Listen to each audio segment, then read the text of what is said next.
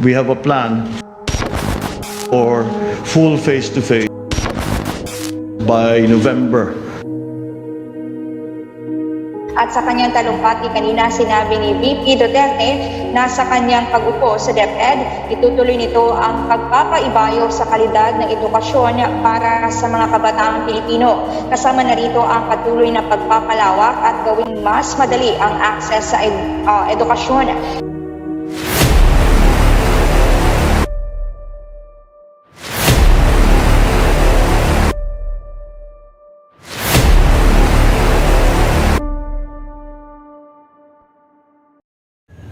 When we refer to the history of education, we are referring to the study of the past with a focus on the assessment of learning. This broad category contains a wide range of connected phenomena such as the educational system and its institutions, theoretical and conceptual frameworks, and much more. The history of education is a vital field of study for every serious educator because technological progress is surpassing our ability to teach future generations about it. We are in the midst of a serious education crisis. This problem has existed for a very long time but has now reached a critical point. There has been a crisis in the field of education around once per generation for the majority of recorded history. In recent decades, their frequency has increased several times every generation. Think about how much people's knowledge and abilities have to change within a single generation to include personal computers and afterwards, cell phones into every aspect of life. An educational crisis has the makings of a system that represents the interconnected nature of people, tools, and education. This process, in which people work together through generations to improve their culture, has been called the adjustable effect of cultural development.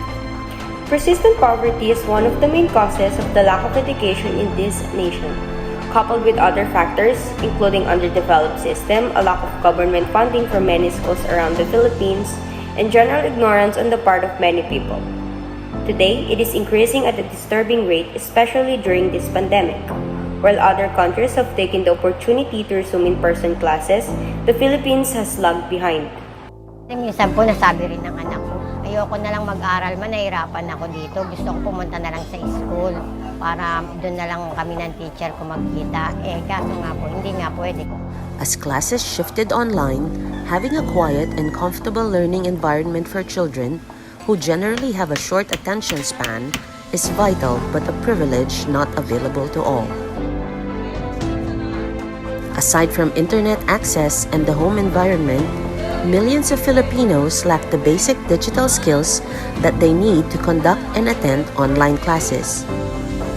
After 20 months of pandemic prevention measures, amounting to one of the world's longest lockdowns, only 5,000 students in just over 100 public schools have been allowed to go back to class in a 2-month trial program, a tiny fraction of the 27 million public school students who enrolled this year.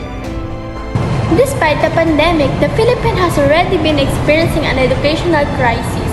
Over the last decades, out of 79 countries that took part in the 2018 program for international student assessment, the Philippines had the lowest score. The average reading comprehension score for a Filipino pupil was 340, according to the result announced on Tuesday, December 3. The OECD average is 487.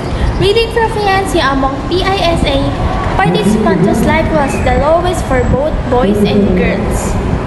In 2012, the Philippine Institute of Development Studies reported on the inequality of access to kindergarten education and daycare centers, as well as the poor quality of preschool learning and poor survival rate in early education. Of those who entered grade 1, only 3 out of 4 finished 6th grade. Both elementary and secondary education were found to be of poor quality. Despite the numerous results and effects education has on every individual in this country, our government still cannot provide progress in regard to the education system in the Philippines. This demonstrates how this issue affects not only why there is a shortage of government assistance, but also how every choice a person makes. Education is crucial, as is constantly being reminded. It is a process of self-enlightenment. It is essential to a person's complete development as well as the development of society as a whole. pinaka-latest na report ng United Nations Children's Fund. Sinasabi dito na less than 15% of the Filipino children can read a simple text at the age of 10. With an estimate of 90% of Filipino students under the age of 10 struggling with reading and comprehending simple tasks, it's obvious that something should be done in order to curb the high percentage of learning poverty within the Philippines. The country is currently undergoing one of the world's longest COVID-19 lockdowns, and with these lockdowns come sanctions regarding face-to-face classes.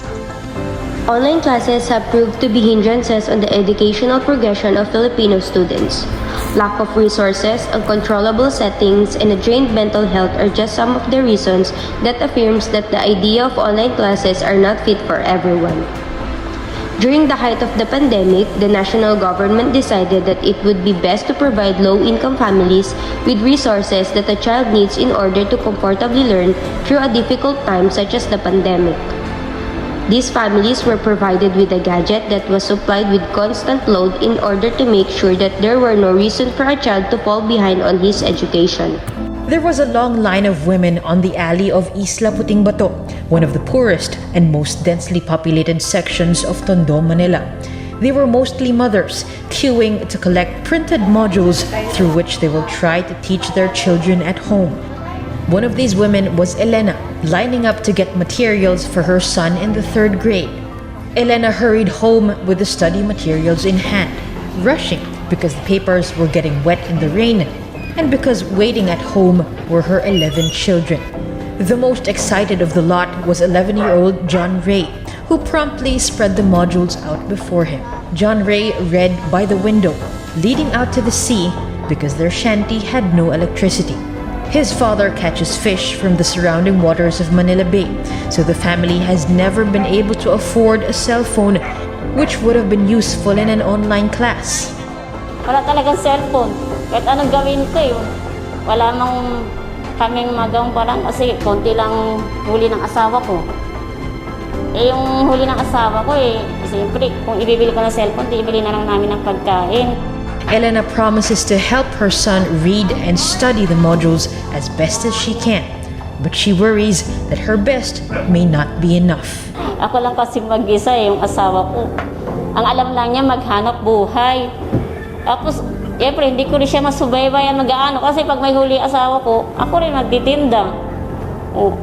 Parang sakop ko lahat. There are many stories like this in Isla Puting Bato. The local government of Manila gave out tablets to students and laptops to teachers to help them study in an online environment. But out here, where there is no signal or sometimes even electricity, many parents end up choosing to go with the printed modules instead. For the teachers here, poverty is a major roadblock to learning. That's why teacher George Marasigan and her colleagues brought the modules out to Isla Puting Bato so the parents wouldn't have to spend for public transport anymore. Whatever ways there are to keep the kids in school, they'll do it. Yun yung pinaka-goal namin. Kung anong tinuro, may sa buhay nila para mabago yung kanila sa kanyang sa buhay. So yun yung lagi kong na may mabago lang naman ako sa kahit isa sa mga naging student. The Department of Education had reported that it had sent out a total of 1,042,575 gadget units to public schools throughout the country as part of an initiative to help students shift to online learning systems following the pandemic safety limitations. Government officials have provided these families with internet access in order for students to not worry about the finance that should be paid for the internet connection. Pandemic limitations have a significant impact on the education industry. Officials from local governments are continuing to push for a more efficient gadget-based learning system as an alternative to face-to-face classes to assist in addressing this issue. Another government project that was issued in order to help students settle into the online educational environment better would be the past Office of the Vice President's Initiative, Bayanihan e-Eskwela, which had provided students, parents, and teachers with educational and instructional videos regarding how to cope with the shift from physical classes to online ones better. Since there had been a significant drop in the numbers of cases in the country, the government had since then allowed minimal face-to-face classes in order to ensure that there is no child left behind in this educational system. On the 2nd of February 2022, former President Rodrigo Duterte had finally approved of DepEd's recommendation of expanding the scope of face-to-face classes to include new schools into the authorized list of academies that are permitted to conduct in-person classes. With the statistics gathered from these pilot classes, the administration has then issued for the return of full-capacity face-to-face classes by the 2nd of November 2022. Even before the pandemic, the Philippines has already been a victim to the educational crisis that has since then increased as COVID-19 reached the country. In 2017, Duterte signed the Republic Act 10931, or the Universal Access to Quality Tertiary Education Act, which provides undergraduate students with free tuition and exemption from other educational fees within state university in the Philippines. J. Prospero de Vera III, CHED's officers in charge at the time, had stated that parents of an estimate of 900,000 students have saved money as they no longer had to pay for the tuition of their children, enrolled in 112 state colleges and universities, and 78 CHED recognized local universities and colleges. Although the government has done much to aid in lowering the percentage of learning poverty within the country, they are not the only ones who have recognized the educational problem faced by a majority of the student population in the Philippines. One of the most notable projects that involves solving the educational crisis in the country is called Project Malasakit. Project Malasakit is founded by a Filipino journalist, Cara David. It is a scholarship program which helps children or students who are struggling with their education. The organization supports students who are determined to finish their education. Given that project, Malasakit was founded in 2002, they already have graduates and are currently pursuing their own careers. Another non-governmental organization that intends on decreasing the percentage of educational poverty in the country would be the Education Foundation of the Philippines. The foundation is a non-government and non-profit organization that aims to provide students in urban and rural provinces of the Philippines with the necessary materials needed for them to succeed within their classrooms. Resources provided by the organization include science, materials used by all grade levels, math and reading materials, as well as general school supplies. Partnerships created by the EFP work to ensure that their local communities have the resources necessary for pupils to excel in their educational endeavors. Additionally, they promote and urge people to be aware of the needs of Filipino school children. Through the many combined efforts of non-governmental organizations along with their own government, before and during the pandemic, the Philippines has been on the road to curbing educational poverty within the country. The value of education cannot be underestimated. Numerous influences come from all angles, and knowledge may help us choose what we can trust and what we should be cautious with. Education may aid children in becoming valuable and value-driven members of the society.